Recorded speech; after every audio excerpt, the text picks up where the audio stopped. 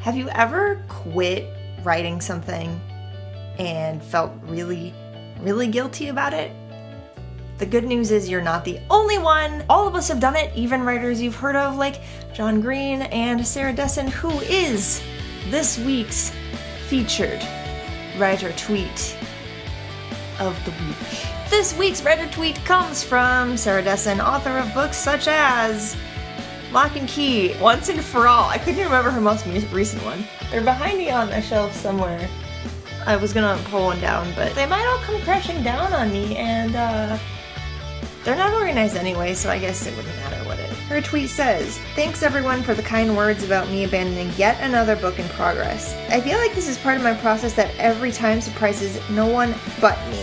And she goes on, and it's a whole thread of her talking, or typing or tweeting or whatever. But she goes on to talk about why she was working on a book and then just decided to not work on it anymore, and kind of how she feels about that, and how it's a common thing that writers don't talk about enough, is that sometimes you get all excited and motivated and you start something, and then you realize, 40 pages in, 50 pages in, 150 to 200 pages in, you don't want to do it anymore. She even mentions that she was sick of, the narrator that she was trying to voice, and she just got tired of it and was like, no more, I don't want to do this. You are not a failure if you start something and really struggle to keep going and then decide, this is not the project I want to focus on. Sometimes you have to make a really tough choice. Do I continue working on this story that I'm not really that invested in anymore? Or do I quit in favor of something else, or in favor of taking a break and figuring out what this story means to me, if it still fits into the narrative that I want to tell, or if I just want to, take a break for a while. That happens. I always say that the most important thing that makes you a writer is that you start writing something, and that you continue to attempt to write things. You are not a writer if you never bother to start anything.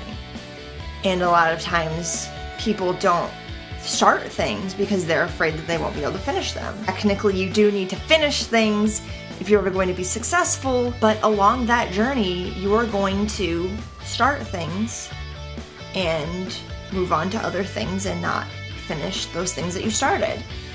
What this means is that you are very aware of, this is what I want to focus on.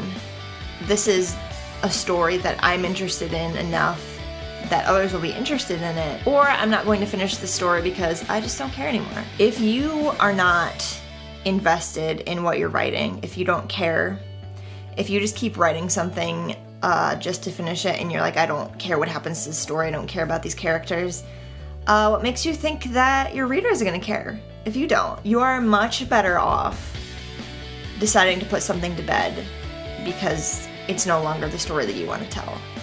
That's a lot better than just dragging yourself through it and, I don't care, I'm not going to put any effort into this. If you're sick of your narrator, for example, your readers are going to get pretty sick of your narrator too. And that's just not going to be good for anybody. So, in some cases, it is okay to quit now and focus your time on something else. Sometimes we quit things.